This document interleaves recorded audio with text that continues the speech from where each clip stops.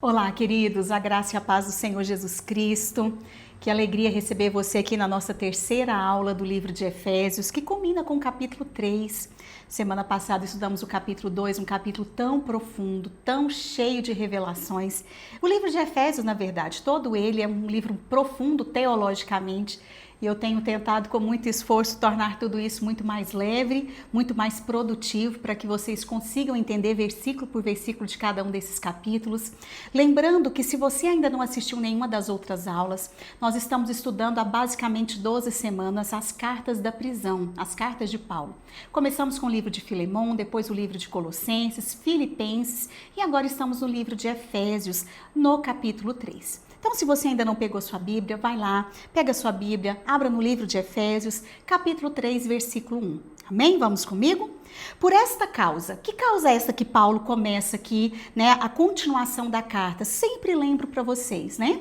A carta de Paulo não foi escrita com divisão de capítulos e versículos. Isso só aconteceu a partir do século XVI. Então é uma carta, assim como nós escrevíamos, né? Hoje não mais, nós não pegamos mais, escrevemos cartas de próprio punho, mas é como um texto corrido. Então Paulo, continuando aqui o capítulo 2, ele fala, por esta causa. Que causa é essa? O final do capítulo 2, de que judeus e gentios se transformaram num só povo, em um só novo homem, que é a igreja do Senhor Jesus. Então ele fala, por esta causa, Paulo, que é eu, né? Eu, Paulo, sou prisioneiro de Cristo Jesus. Ele reafirmando para nós que enquanto escrevia a carta de Efésios, ele estava preso. Que prisão que é essa, pastora? A prisão de Roma, onde ele ficou 2 anos preso e produziu essas 4 cartas da prisão que nós falamos.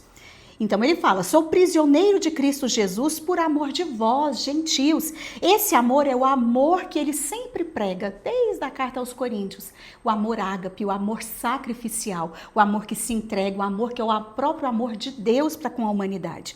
Então, por amor de vós, gentios. Gentios são quem? Todos os que não eram israelitas, todos que não eram descendência, né, de carne e sangue de Abraão. Então, gentios, os éfesos eram um pessoal gentil. Se é que tendes ouvido a respeito da dispensação da graça. Ele fala, se é que tendes ouvido, porque vocês têm ouvido, só aqueles que não quiseram. Vocês têm ouvido a respeito da dispensação.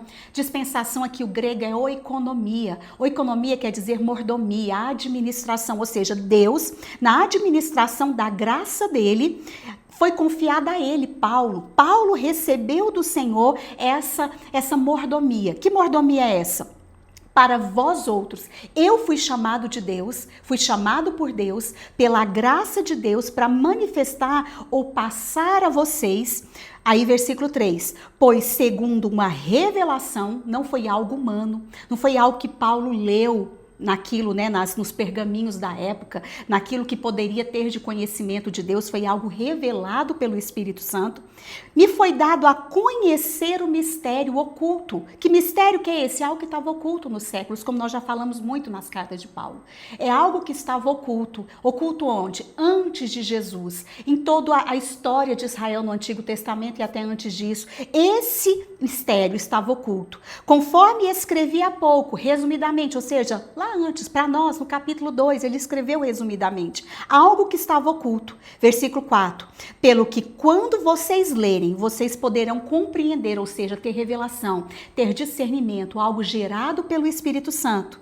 No meu discernimento, ou seja, é como se tivesse escrito assim, queridos, versículo 4, pelo que quando ledes, podeis ter discernimento, o meu discernimento. É literalmente isso que ele quer dizer. Ou seja, eu tive discernimento. E quando vocês estiverem lendo essa carta, vocês receberão do Senhor, do Espírito de Deus, o discernimento também. De qual? Do mistério de Cristo. Que mistério é esse? O plano eterno. Tudo o que Paulo falou no capítulo 1, capítulo 2, ele está culminando aqui no capítulo 3 exatamente esse. O mistério que estava oculto aos séculos. Que mistério é esse? O plano da salvação, o plano de Deus da redenção do homem, de unir judeus e gentios em um só povo e formar a igreja. Amém? É isso que ele está dizendo. Lá no versículo 4, pelo que quando ledes podeis compreender o meu discernimento do mistério de Cristo, o qual em outras gerações não foi dado a conhecer aos filhos dos homens, como eu já expliquei. como agora foi revelado. Agora que tempo? O tempo de Paulo, o tempo de Cristo. Quando Cristo se manifestou, esse mistério foi revelado. O mistério que, como ele disse, estava oculto das gerações, oculto nos séculos. Esse mistério é o que? O plano eterno de Deus, de formar dos povos um só povo, que foi um povo para ele, um povo separado por Deus, que é um sacerdócio real, nação santa, povo de propriedade exclusiva do Senhor. Foi revelado aos seus santos apóstolos. Se você voltar um pouquinho aí, Efésios capítulo 2, versículo 20, diz assim: edificados a família de Deus, edificados sobre o fundamento dos apóstolos e profetas, sendo ele mesmo, Jesus Cristo, a pedra angular. É o mesmo significado aqui do versículo 4, que esse mistério foi dado a conhecer aos filhos dos homens, mas como agora foi revelado, ou seja, desnudado, foi discernido, foi mostrado, através de quem? Através dos santos e apóstolos profetas. Esses apóstolos aqui, quando se diz santos apóstolos, não fala de algo moral, de pecado ou não pecado, mas fala de uma vocação. Aqueles homens foram escolhidos como apóstolos do Senhor Jesus. E aos profetas, aqueles que receberam a palavra do Senhor, como outros homens na Bíblia. Amém? Então eles receberam, foi revelado aos santos apóstolos e profetas aonde? No Espírito. Não foi algo que foi revelado por conhecimento humano ou por trajetória na vida com Deus, mas revelado pelo Espírito, de uma forma de discernimento espiritual. Versículo 6, a saber que os gentios, vou repetir para você nunca mais se esquecer, gentios são todos aqueles que não são descendência carnal, corpórea, sanguínea de Abraão. Então esses são os gentios, todos que não eram hebreus. Ok? Então, a saber que os gentios são co-herdeiros de Deus.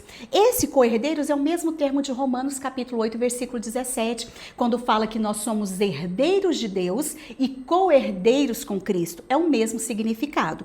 Então, que nós, gentios, somos co-herdeiros de Deus, membros do mesmo corpo. Que corpo é esse? O corpo de Cristo.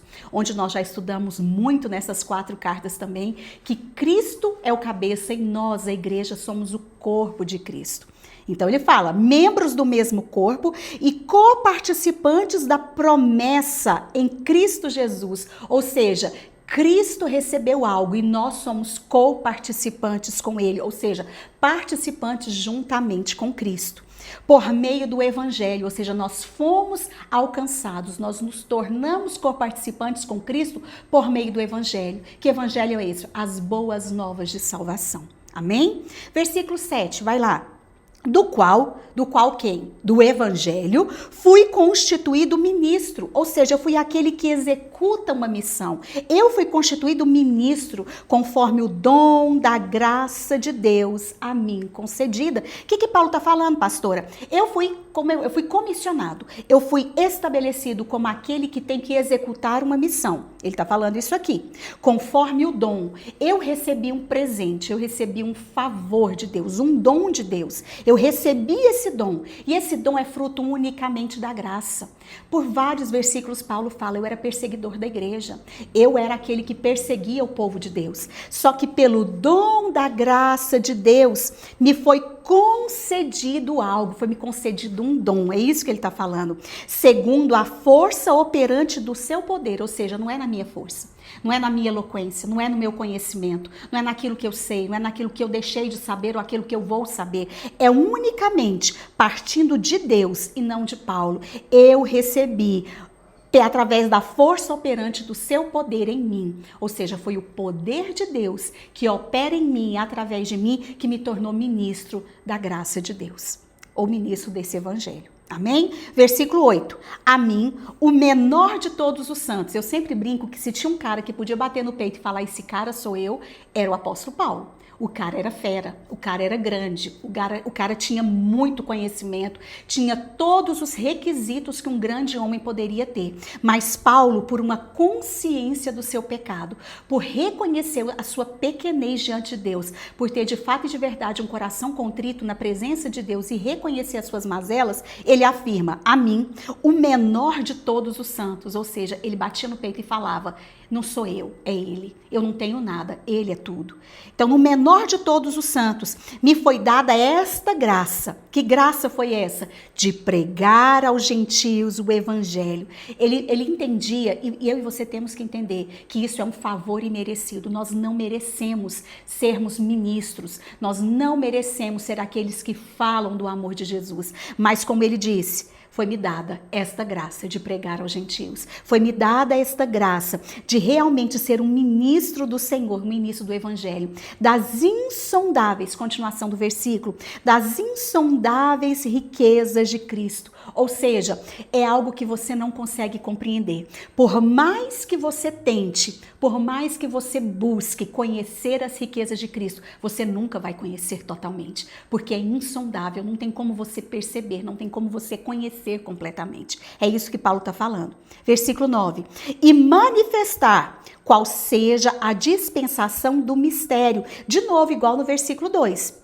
Versículo 2, se é que tendes ouvido a respeito da dispensação. É o mesmo termo aqui do versículo 9. E ele fala, não só a graça de pregar o evangelho, mas também manifestar qual seja a economia, qual seja o modo como Deus administra o plano eterno que ele teve. Ou seja, nada saiu ao controle de Deus. Tem muita gente que pensa que o plano da salvação foi uma reorganização, né? Adão e Eva pecou, pegou Deus. Não, queridos. Antes dessa eternidade, Deus sabia que ele ia fazer o homem, que ele ia formar o homem ia pecar. E antes disso, ele já tinha um plano traçado. Que plano é esse? O seu plano eterno de salvação da humanidade. É isso que ele fala. Desde os séculos oculto em Deus, que criou todas as coisas. Isso estava oculto, mas em Cristo foi revelado. Versículo 10. Para que pela igreja... Agora ele mostra o propósito da igreja dentro desse plano. Qual que é o propósito da igreja? Porque Deus não fez a igreja simplesmente por fazer. Nossa, eu vou estabelecer Cristo, né, o meu filho como cabeça e vou colocar um corpo que é a igreja, tudo. Não, a igreja tem um propósito. E qual propósito? E um parêntese aqui. Se você assistiu a aula 1 de Efésios, eu falei que o foco, o tema central de Efésios é a igreja na perspectiva da eternidade. Aqui vem confirmar isso que eu falei para vocês na aula 1. Para que pela igreja, o propósito da igreja dentro desse plano eterno, a multiforme sabedoria de Deus se torne conhecida, ou seja, a sabedoria de Deus ela é multifacetada. Deus não tem uma sabedoria linear como a nossa. A sabedoria de Deus ela é múltipla, de uma forma que nós como homens nunca vamos conseguir sondar toda a sabedoria de Deus. É isso que ele está falando. Só que ele afirma que através da igreja ele vai manifestar a sua forma, a multiforme sabedoria. Conhecida agora, ou seja, em Cristo, essa multiforme sabedoria foi conhecida dos principados e potestades nos lugares celestiais. Se você pegar a sua Bíblia também, Efésios capítulo 2, versículo 6, fala que ele nos fez assentar em Cristo Jesus nas regiões celestiais. É isso que ele está falando, que nós... Em Cristo, lembra que eu falei que nós não estamos com Cristo, nós estamos em Cristo, nós agora vamos manifestar a multiforme sabedoria de Deus nas regiões celestiais para todos os principados e potestades. Isso estava oculto até dos demônios, queridos.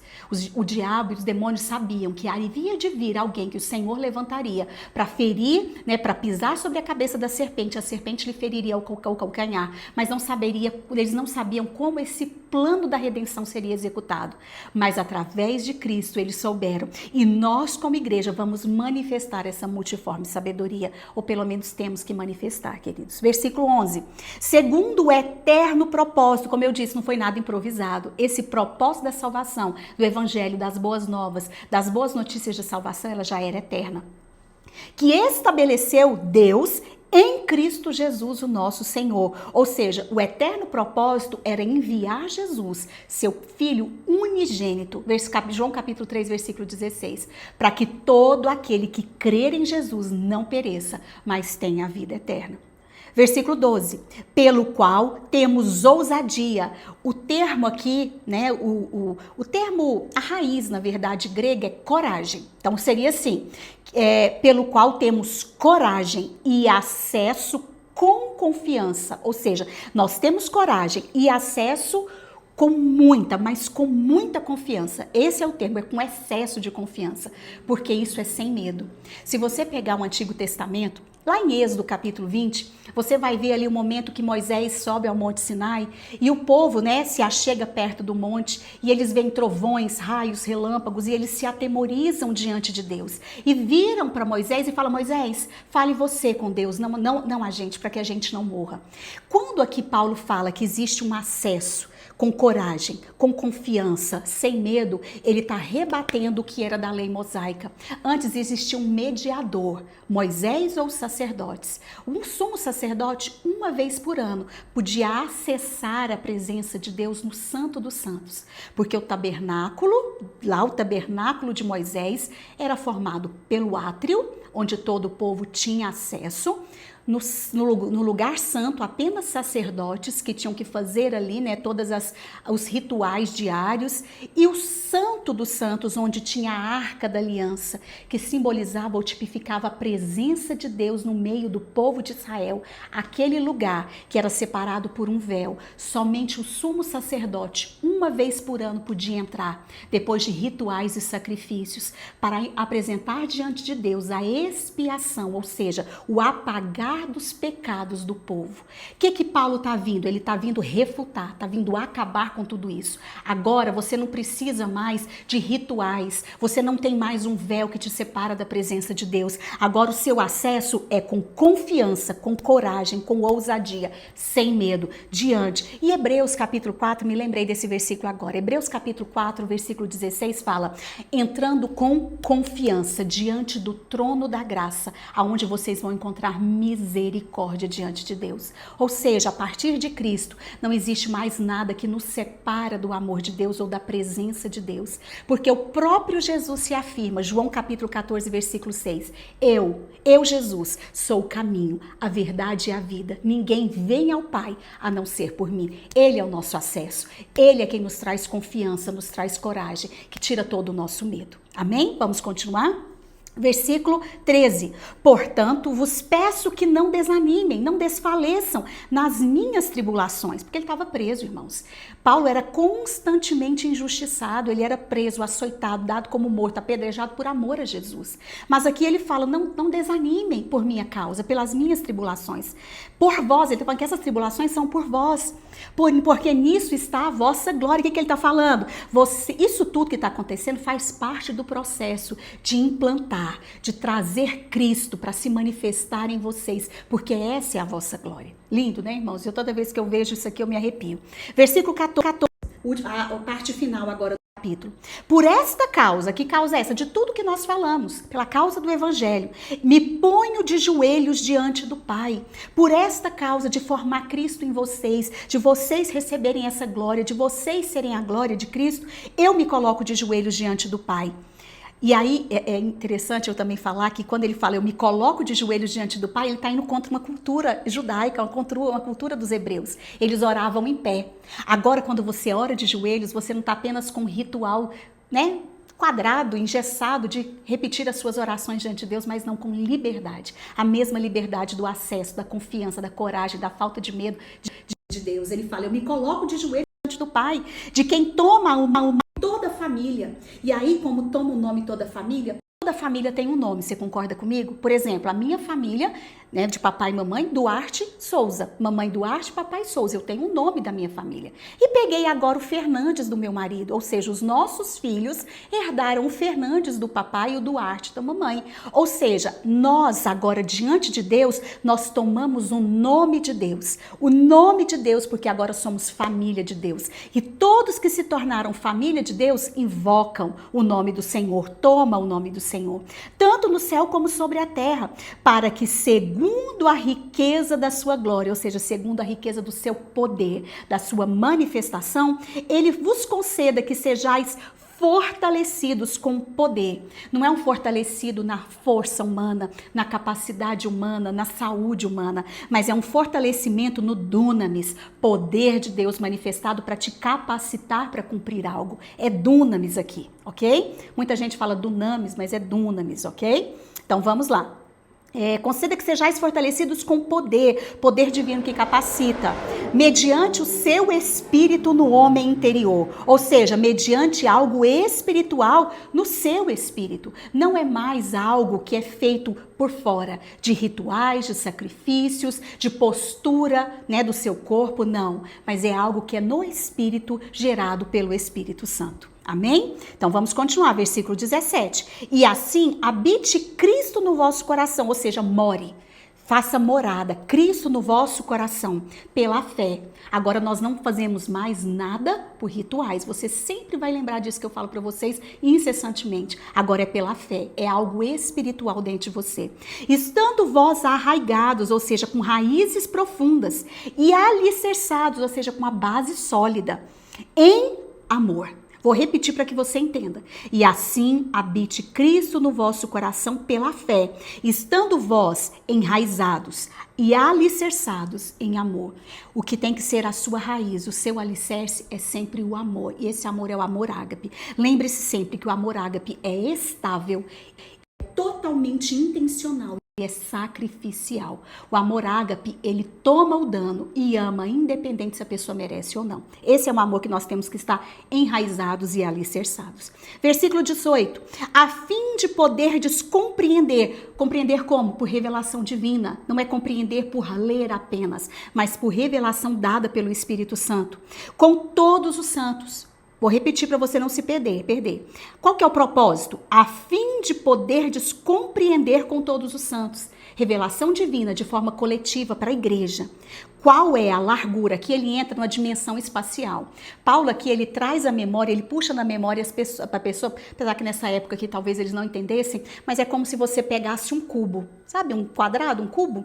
E ali ele fala, nessa dimensão espacial, qual a largura, o comprimento, a altura e a profundidade. E conhecer o amor de Cristo. Ele está falando, vocês têm que compreender a altura, largura, comprimento, profundidade do amor de Cristo. E aí ele continua, que excede todo entendimento. Nós nunca, na mente humana, vamos conseguir compreender o amor de Cristo. Irmão, você pode até tentar, você pode estudar, você pode receber até revelação divina, mas nós só entenderemos o amor de Cristo quando nós estivermos com Ele naquele dia, porque a nossa mente humana não consegue entender, a não ser que do alto te seja dado. Então ele fala, através da altura, da profundidade, conhecer o amor de Cristo, de todo entendimento para que sejam tomados. Quando a gente entende, a gente é tomado de quê? De toda a plenitude de Deus. Que plenitude? Completo. Quando você entende de forma completa. Quando aquilo te preenche plenamente. Ok? Versículo 20, para a gente acabar. Entra num finalzinho que Paulo é mestre. Eu falo que ele ensina muito. Chama doxologia. Ele entra em 2 versículos aqui para encerrar essa parte toda, porque no capítulo 4 ele já entra em outra porção, outra situação da carta. Doxologia é uma declaração de louvor, de honra e de glória ao Senhor. Olha que lindo. Do mesmo jeito que está em Romanos capítulo 11, versículo 33. Se você tiver curiosidade, vai lá. Ora, aquele que é poderoso para fazer infinitamente mais, ou de forma abundante. Ele é poderoso para fazer de forma abundante. Mais do que tudo quanto nós pedimos em palavras, ou pensamos, se pode dizer, com pensamentos. Conforme o seu poder que opera, ou seja, que está sendo trabalhado dentro de nós. A ele seja a glória, a doxa, essa é a palavra no original, doxa. A ele seja a glória, a ele eu reconheço, a ele eu me rendo, a ele eu me subjugo, somente a ele a glória. Aonde? Na igreja. Esse é o propósito da igreja. A glória a Deus. Em Cristo Jesus. Nós não estamos com Cristo, querido, sempre lembre isso, nós estamos inseridos, somos um com Cristo, por todas as gerações, para todo sempre, amém.